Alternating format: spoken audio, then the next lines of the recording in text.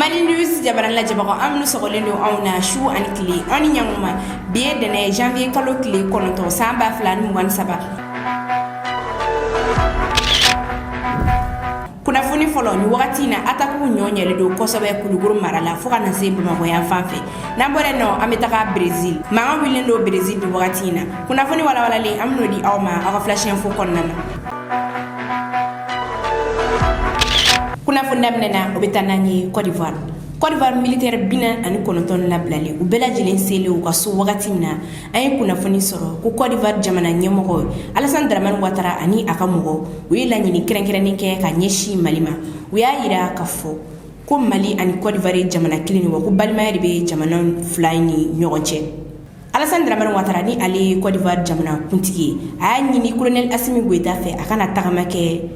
Côte d'Ivoire ngani la nyini ko ni kele fo kana se sisama Mali presidentiel ko ni uma jabidi follow ni kuna foni Charlie mo chama de yira ka fo ko colonel Assimi Goïta tena taka yoro shiri ko colonel Assimi Goïta numpa bouger bismillah ka flash info konnana Mali ni Côte d'Ivoire jamana balmaya antiria be jamana minni nyonte wa jamana kelene do ni Alassane Dramane Ouattara kuma kani Côte d'Ivoire jamana kuntigi sibiri shu ka duguje karila janvier kalo klishigi Côte d'Ivoire militaire binan an worom minelindo Mali konnana ubla la kataka Côte d'Ivoire usele Côte d'Ivoire pankulu jige keneka Alassane Dramane Ouattara ni ali Côte d'Ivoire jamana kuntigi ale kumata aya yira ka fo ko ni militaire nun kunalendo tagamala jamana kono kana u balma jamana de deme yasa abisiga kuma bo kelena chugoya mina o yoro la Alassane Dramane Ouattara yira ka fo ko ni militaire nun koni ko ero de do Côte d'Ivoire jamana kuntiga kuma konnana aya la doniya ka fo ko militaire nun yere u kunalendo kalo woro mission ni la nga ko papier ko fonyon ko bora odila odi senfe uminana udatu Mali kono we kalu woroke udatu nimbeya Alassane Dramane Ouattara yira ka fo ko note ko mission yere ale kun kanga che janvier kalo kle tani wa ko militaire nun ulablala kasoro ko mission kuma che o yoro la Côte d'Ivoire jamana kuntiga yira ka fo ko ni mission ko ni mission accompli lendi nga anga je anga Alassane Dramane Ouattara yere lame ni ale Côte d'Ivoire jamana kuntigi abika dantikelike nazara kana 3 soldats et 46 soldats qui ont été détenus pendant 6 mois dans le pays frère du Mali, le pays frère et ami, avec lequel certainement il y a eu des incompréhensions. Mes chers soldats, je voudrais que vous soyez rassurés, que vous n'avez absolument rien à vous reprocher.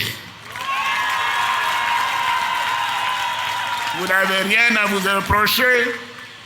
Comme l'a dit le ministre de la Défense, vous étiez allé en mission. C'était d'ailleurs la 8e rotation pour 6 mois. La mission n'a pas été facile, mais vous voilà de retour exactement 6 mois après votre départ de Côte d'Ivoire. Donc, comme vous avez l'occasion de le dire, je dirais mission accomplie. Et bravo à vous. Vous, les parents, les époux, les épouses, les enfants de nos soldats. Je sais que vous avez été angoissés pendant ces 6 mois.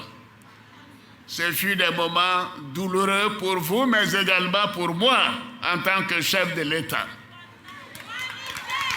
Oui, parce que c'est sur mes instructions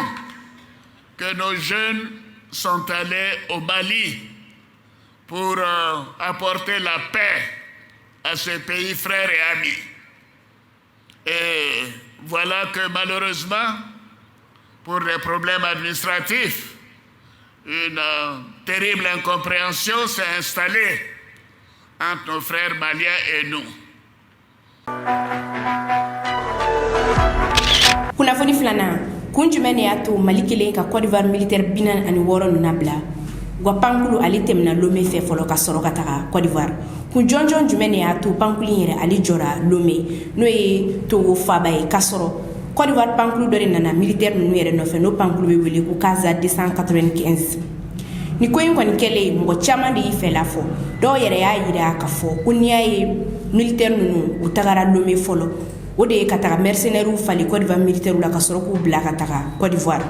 mɔgɔ fɔlɔ min yɛrɛ kɛra sababu ye ka bɔ ni kunnafoni ye ale ye Côte d'Ivoire videoman dɔ de ni ni ko in yɛrɛ ta k'a lajɛ b'a ye k'a fɔ k'a ni tiɲɛ bɔlen don nka tiɲɛ tɛ sabula diplomatie yɛrɛ ko militaire ninnu kɔni u kan ka taga Lomé de fɔlɔ o la Togo bɛ u bila ka taga di Côte d'Ivoire ma sabula aw bɛɛ lajɛlen b'a kalama ni affaire in na kɔni Mali ani Côte d'Ivoire bɛnkan ma se ka sɔrɔ olu ni ɲɔgɔn cɛ Faure Gnassingbé ni ale ye Togo jamanakuntigi ale de kɔni kɛra intermédiaire ani médiateur ye ni ko in na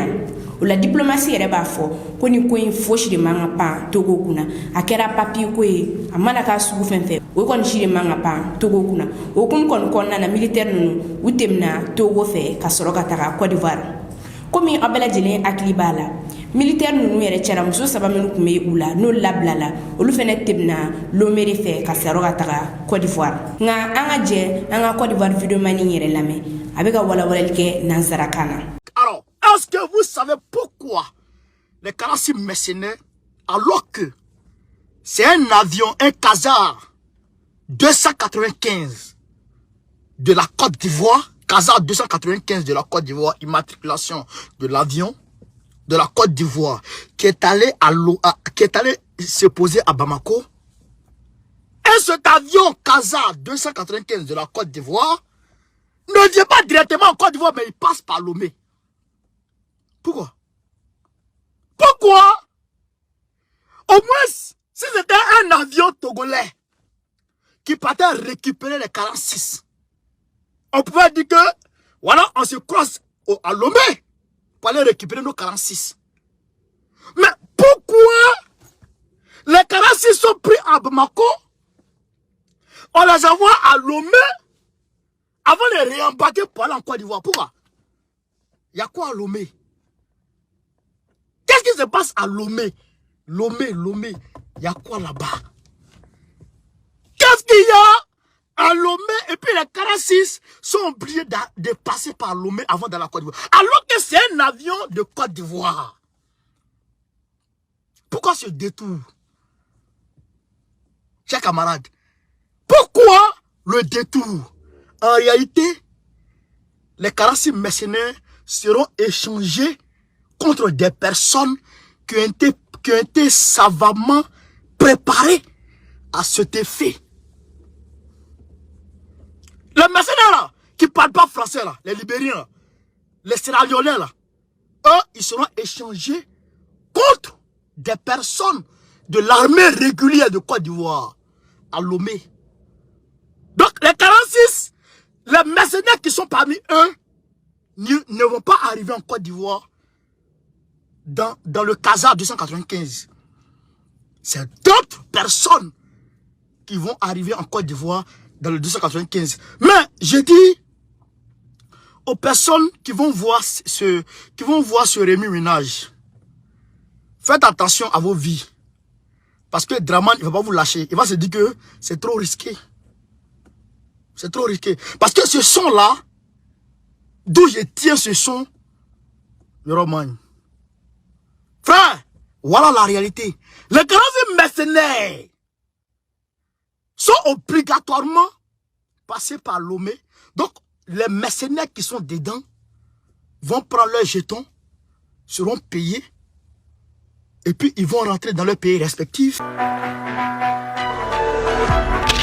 Kunnafoni sabana Côte d'Ivoire militaire lablali u ka marifaw olu tagara mini komi aw bɛɛ lajɛlen b'a kalama juillet kalo tile 10 Côte d'Ivoire militaire kɔni olu minɛna Seno aéroport international la u kun bɛ pankulu dɔ kɔnɔna na u yɛrɛ damaw wa pankulu kɛrɛnkɛrɛnnen dɔ fana kun bɛ u ka marifaw olu de kun bɛ olu kɔnɔna na mɔgɔ caman y'a yira k'a fɔ ko pankulu in kɔni k'ale kun falen don tɛn marifaw de la o ni yɛrɛ y'a ladɔnniya k'a fɔ ko ni marifa ninnu ko marifa puissant ne do we ko yɛrɛ yamaruyalen tɛ u ka baara kɛ ni marifa sugu ninnu Mali kɔni kelen ka Côte d'Ivoire militaire ninnu labila u ka marifaw olu tagara fan jumɛn de fɛ Abubakar Sidiki Fɔnba ni ale ye CNT mɔgɔ dɔ ye ale kumana a ko kan a y'a yira k'a fɔ ko militaire ninnu kɔni u labilala nka fɛn min kɔni u ka marifaw ye Mali justice o y'o confisqué Abubakar Siriki fomba ka kuma konnana ayala doniya ka fo ko ani zumbla kay femi chwe ko akonte tani we afe nga anga je anga Abubakar Siriki fomba yere lame ni ale sente moy abeka dantigeli ke anga tudu kana an sago soro la mercenaire koina jugement kera an sago soro la 31 uyo kaya an sago soro la maintenant u jugera an sago soro la wa armam bu bolo am to blanga midi la Obeba mole eh ben on confisquera on te dit on te dit zona bolo fe ya mina nye zombla o ke meki bolo fe mele bla aide avora kan yu bla mais bolo fe non o mala roba bolo ça on a créé pour la circonstance on a créé l'agence de confiscation des biens fait joro bene la o non tekni aki mercenaire ni utilisera ni échouera mission na me ku chama saraka na balawla de empoisonnement mais que pour que secret kana dévoiler wa ote mali no ene oh uni bana maboya uni bana kina boya foi tula jugement kera bebe sign mais ayawa ibina nga kuma la sikima parce que nous kunga mission te soit ibe ça ou bien ibe tunu mais ni mina nadun les légionnaires français là o de nunu ala maka ko tira ka force en attente au théo c'est des légionnaires français qui formera Israël, qui former Ouganda, où on a débarqué Côte d'Ivoire. C'était pour envoyer le mal parti en Bana Faratitama. Où est-ce que Alassane Kumaro la Mourouti la Kumaro on est quel intérêt n'a ton Kelembolo Meni Mwala. Maintenant Aïrala la Kaboko Tchèbe n'est responsabilité ta oui. Tu n'as fait que de Moulumbe en fait pas pour. Parce qu'aujourd'hui Alassane a des problèmes très sérieux. Ni maintenant le problème est qu'il est ani cocaïne ko kuma Moudalaï. Au final donc ni à la fiale ko kele Alassane on de la fia kuma mina gwane du dans la Côte d'Ivoire il nana malla il la fiara wa ika problème ba me kunye ni mercenaire ko fene anya nyimbo la sisa ini ka kungo be nyokomulo abana ay kum pati mo mindo ina na mo tere ni ma bulu dura bi kunchi o mo tere toroba dibudu ay toroba fene o mo de te il est très fort en politique pour ça ni Alassane ka point faible drodron a bi gochi ite wuli tun aw mo waro de mo ma étudier ka nyaw nay ka point faible sura ay inclara kuna foni nanna ni ya dogo kunkele ani clare bamagachi wale ko ni nyonyele do kosobe kulukoro marala fo kana se bamako yan fanfe akila jigina dogo kuntemni mo ko wolofla olle borna unina sabar pombe mo ka posumbe maraka kumu ale ni douane ka posumbe kasela kunun kari janvier kalo clé shegi gendarme do ale bonana anina kato akabarala ni ale yere togo ko adjudant chef Amidou Cissé ale kon bonana anina sebe korode no ye kita poswe o sefe ajenyon do ale koni banana Amidou rike ala ka hina Amidou Cissé la kalafia di ajenyon ma o kunu chevela kelena femi jejeni poswe ataki do kere jejeni ale duge dumbe kulukani kofe ataki koni sefe chieni koni o chama ne kera sabla ma fintigila ka ko mobiliu olu jenina wa poswe yere fene jenna nga kuna funu mba ira ka fo kanga fintikira ka koni olubilla kujo o koni kera sababu ye civil ma bonne anina wa porter ferma bonne anina wa ira la ka fo ko bama chu koni olubulla tega masega ke ali mo kelenga uchela ni wale sugunu kon ba ira ka fo ko bama chu wale koni o nyonya le do kosobe kulukoro ni amarala ni wakati na fo kana se bama ko yan fama kaboka da aw kulukani wakati na mo do kon biga yala moto la ka do dugu konnana ka fo dugu do nyana ku ka ekolu datukum walma wacce ni muso fara ka bo nyogona klasu konnana dugu do be nono dugu ere to ko korokoro no be kulukoro marala ayira la ka fo ko mo do konnana moto la kata papere noro korokoro ekol sola kuwa école soy ko ni datu o sefe école saba me kurukuru directeur saba ko ni olu yere nyini wa ira la ka fo ko école karamo fene bala ku yere nyini afleni watimna ko sisanno ni wale nyi bama wachuka wale di wa walma ni mo juka wale udi ataki kon chale mo chama ya ira ka fo ko ni bama wachuka wale di wa ko école karamo bala ku yere nyini ku ujodo mo mi yere bora kan ni kuna foni bela jilindi ama o ya kuna fundi nyonda ale yere willa ka taka nyera wale minu mega ke kurukuru ni wakatina anga je anga lame abika dantikeli ke anga to dukana ka to kurukuru ya jadi su kale ka ataki make kasela ani maraka kungo ntenen temenen su fala fe o ataki ma temenen ko fede unana a noro e golso ko ka pape sebe ka noro e golso ko e golso fermé sinon ku ye tiɲɛni min kɛ u ye fagali u ye mɔgɔ 5 de faga Marakakungo o attaquement la ka mɔgɔ 2 faga Kassé la donc ku ye tiɲɛni min kɛ o ye dɛ ku ye tiɲɛni min kɛ ku bila ko ɲɔgɔn si kɛ Kolokɔrɔkaw la ko fɔ ekɔliso de fermé u y'a sɛbɛn k'a nɔrɔ ekɔliso fɛngɛ la an wulila ka na Kolokɔrɔ bi aw yɛrɛ bɛ Kolokɔrɔ plaque la an nana ko ɲɛɲini nin papier nin kɔni nɔrɔlen Kolokɔrɔ directeur 3 de bɛ yan directeur 3 in taara fo dugutigi fɛ yen ka taa papier ninnu kalan k'a yira dugutigi la donc an bɛ yɔrɔ min na ko sisan nin waati nin kɔni na Kolokɔrɔ ekɔliso kalan a datugulen don kalan jɔlen don kalan tɛ ka kɛ yan donc an nana bi ka na ko ɲɛɲini dugudenw banna kuma ma dugutigi banna kuma ma k'u bɛ ka siran u fɛnɛ kan ka siran parce que ni ja yera bɔlɔlɔsira sanfɛ u ka teli ka nin kama dɛ donc u t'o dɔn ka siran ka saga ni o ye an wulila ka na bi Kolokɔrɔ ka na ko ɲɛɲini an kɔni taara ekɔliso la ekɔliso fermelen don depuis tarata tɛmɛnen fɔ bi mɛtiri bɛɛ dugu bila mɛtiri bɛɛ taalen don u kɔni ne kangari da yankaw ye ko ekɔliso fermé yanni Bamakɔ tɛ tɛmɛ kilo 40 kilo 50 wɛrɛ la yanni Bamakɔ kilo 40 a tɛ tɛmɛ o la Kolokɔrɔ ekɔliso a fermelen don dɛ mɛtiri bɛɛ dugu bila u nana jadisiw nana papier affiché k'a yira k'a fɔ ko ekɔliso ka datugu direction 3 de bɛ yan nɔ direction 3 bɛɛ fermelen don depuis mardi fɔ bi mɛtiriw yɛrɛ bɛɛ dugu bila mɛtiri bɛɛ taara yɔrɔ kɔni u ka siri Bamakɔ la dama wele bila furancɛlafan ma ɲɛmɔgɔ ma n'o ye colonel Assimi Goïta ye Sadio Kamara Choguel Kokala Maïga ministre de la sécurité Daoudo Mahamadoun ka wele bila u bɛɛ ma ya lakana ko u ka fɛɛrɛ ɲini a la ka daminɛ zantigila yan an bɛ Kolokɔrɔ de zantigila Kolokɔrɔ ka taa Faya kɔnɔna na ka taa fɔ Buraba ka taa fɔ Baninkɔ jadisiw ye munumunu na yɔrɔ nin de kɔnɔna na donc lakana tɛ yan u bɛ yɛlɛla la mɔgɔw cɛ la u dɔnnen tɛ parce que u tun bɛ bilenman furugani min don o y'o doni dabila sisan. kunnafoni duruna o bɛ taa n'an ye Brésil Mali premier ministre Choguel Kokala Maïga bɔlen Brésil jamanakuntigi kura sigili la n'ale yɛrɛ tɔgɔ ko Lula da Silva dɔgɔkun tɛmɛnen ni dɔgɔkun kɔnɔna na mankan wulila Brésil Lula da Silva kɔni sigilen Brésil jamanakuntigiya la o kɛra ko ye ko min ma bɛn Brésil jamanakuntigi kɔrɔ jɛɲɔgɔn ma o senfɛ u kɔni wulila ka se Brésil palais présidentiel la Brésil assemblée nationale ani Brésil pouvoir bɛ yɔrɔ fɛn fɛn la ka taga yɔrɔw da kari ka do yen nɔ k'u ye yɔrɔw minɛ ni wale ninnu kɔni bɛɛ lajɛlen olu kɔni kɛra Brésil le kunu kari janvier kalo tile 8 ni wale ninnu senfɛ a ma ɲɛ min kɔ a kɛra ye Brésil polisiw kɔni u donna yɔrɔnin bɛɛ lajɛlen na kelen ka taga civil ninnu minɛ k'u labɔ ni ye ni ko in yɛrɛ ta k'a lajɛ b'a ye k'a fɔ ko ni ko in yɛrɛ sɔrɔla Brésil jamanakuntigi kɔrɔ ka kuma dɔ de fɛ hakili b'a la Brésil kalafiliw senfɛ Lula da Silva ale kɔni ye sebagaya sɔrɔ o kɔni kɛra ko ye ko ma bɛn a concurrent ma o senfɛ ale kɔni y'a ka minɛnw fara ɲɔgɔn kan ni ka kunda Amérique kan wa k'a to Amérique a ye video dɔ kɛ video min kɔnɔna na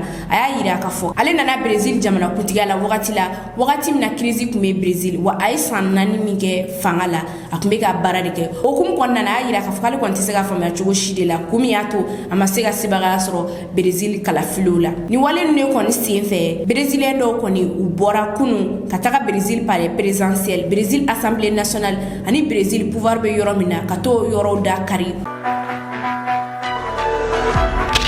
an bɛna an ka bi kunnafoni kuncɛ Sénégal le kan kunu kari janvier kalo tile 8 accident dɔ kɛra Sénégal accident ale juguyara kosɛbɛ sabula mɔgɔ 40 olu le bɔrɛna u ni na kunnafoni min bɛ anw bolo ni accident kan o kunnafoni kɔni b'a yira k'a fɔ accident ale kɛra Ɲibi de n'o bɛ Kaffrine mara la accident in yɛrɛ la bisi 2 olu le kɔni sera ɲɔgɔn ma bisi min yɛrɛ kɛra sababu ye ka accident kɛ o bisi pinɛ o de cira o senfɛ ale kɔni taara fili bisi dɔ in ye komi aw yɛrɛ ɲɛ b'a la jaw kan cogoya min na o hukumu kɔni kɔnɔna na tiɲɛni ale kɛra mɔgɔ 40 olu bɔnna u ni na ni ka mɔgɔ 78 k'olu banna ka kɛ ni kasara in Sénégal jamanakuntigi ni ale tɔgɔ ko Macky Sall ale y'a ladɔnniya ka fɔ ko tile 3 tasi bila o bɛna kɛ ka ɲɛsin banbagatɔ ma n'o bɛ wele ko deuil national.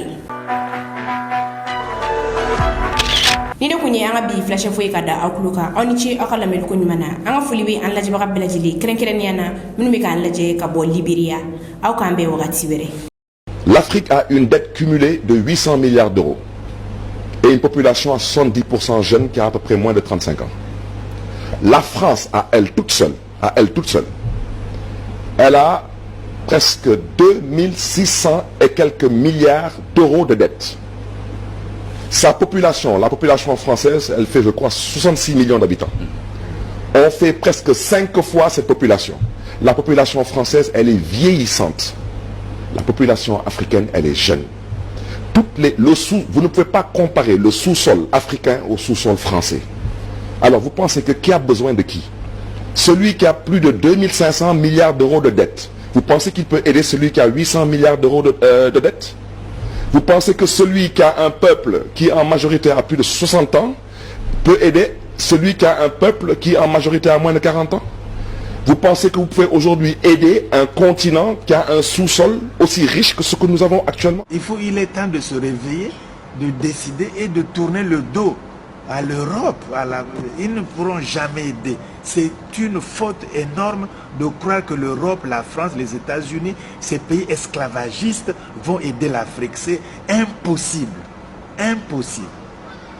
Ils ne pourront jamais, jamais, au grand jamais, aider généreusement le développement de l'Afrique noire. Jamais, impossible. Ils ne l'ont pas fait pendant 6 siècles, ils ne vont pas le faire pendant 50 ans. Ils ne le feront jamais. Ils vendent les armes aujourd'hui. Est-ce que ça nous tend vers le changement? Même les enfants des présents vendent les armes. Ce n'est pas moi qui le dis, c'est la presse même. L'enfant de Mitterrand vendait les armes en Angola. Donc on ne lui a rien dit à l'époque. Et vous croyez que c'est ça le changement? Bon, on prend le diamant. Qu'est-ce qui se passe aux Zaïre où tous ces les outils ou tout qui se battent, hein? On cherche le diamant. On cherche le pétrole au Congo. On cherche tout. Mais vous croyez que la tendance va finir? Mais quand on vous prend l'uranium au Niger, quand c'est fini, on dit bye bye. Ouais. Mais ça ne va pas changer. Il ne faut pas croire que l'Europe, ce n'est pas du racisme, c'est la vraie vérité. Eux le disent. Moi, j'aurais été blanc européen, que je n'aurais pas travaillé pour l'Afrique. Pourquoi? Pour que vous voulez leur demander qu'ils le fassent. Hein? Donc, les Européens, de façon générale, ils n'aideront jamais, au grand jamais, je signe et persiste, l'Afrique noire. Jamais. Et c'est une illusion des Africains de croire que ces gens-là, l'Europe va les aider. C'est impossible. C'est même pas dans leur philosophie ou leur vision. Ils n'y pensent même pas, à part les bons mots pour berner les Africains naïfs qui y croient. Nous, c'est la Renaissance, c'est tout. Dugu jao je jembe para kelenga katanye fe adamade ibi yere lakana chogo mi akaka ikika bulma fe fene lakana o chogo kelela aw minnu b'a fɛ k'a ka bulma fɛnw lakana ni akamana gwanen do a kɛyɔrɔ ko la o tɛ kamana gwango ye bile Tramigo ale nana chogo maa si tɛ se ka ɲɛ dɔn ka tɛmɛ ɲɛbo kan ɲɛma ngalonbɔda Malien an ka foli b'aw bɛɛ lajɛlen ala k'an bɛ sababa ma an nalen do ni équipement min n'a tɔgɔ ye Tramigo ni GPS tracking do a bɛ don bolimafɛnw na a bɛ don moto la a bɛ don mobile la mobile siya o siya a bɛ don mobile bɛɛ lajɛlen na transporteur ka mobile ani mobile caman moto taximan fana bɛ don la alhamdulillah ɲɛsinnen don olu fana ma kosɛbɛ kosɛbɛ ni GPS fila ninnu an ɲɛ b'u la an bolo ninnu bɛ bɔ Finlande de ni Tramigo do Tramigo ale ye Tramigo i bɛ se ka don internet la i b'a don tramigo.com u b'u ka site yiri la i b'a dɔn k'a fɔ fɛn do fɛn min ni ale tɛ bɔ Chine ale bɛ bɔ Finlande de donc ninnu ka baara yɛrɛ ɲɛsinnen don kɛrɛnkɛrɛnnenya ma GPS tracking ma ka se ka dɔn i bɛ yɔrɔ min na ani ka se i taara sira minnu fɛ ka se k'o yɔrɔw dɔn donc alhamdulillah ni maa minnu mago b'a la a caman b'an bolo yan ni maa min mago b'a la en gros k'a ta ka taa feere ou bien ni maa min mago b'a la k'a don a ka bolimafɛn na Jakarta moto taxi ka se taxiso ma ka se fo fɛn wɛrɛ fo mobili baw ma minnu ta donni ta kɔfɛ ka na a bɛ se ka don o bɛɛ la ala bɛ don bateau na a ti tɛmɛ nin kan mɛn da ye mɛn digila ye k'a fɔ n da kalama nin ye o bannen ye o kuma a ye wuli bi bɛɛ a ka se u dagayɔrɔ la u filɛ nin ye Bakɔ Jikɔrɔ ni golf la sapeur pompier ni kɔrɔn cɛ wali kelen a ka weleli kɛ u ka nɛgɛjuru sira fɛ 75 13 55 02 wali kelen 83 02 41 51 wali kelen 97 20 17 20 o kuma a ye wuli an ka tugu diɲɛ nɔfɛ soni diɲɛ ka taa k'an don an kelen na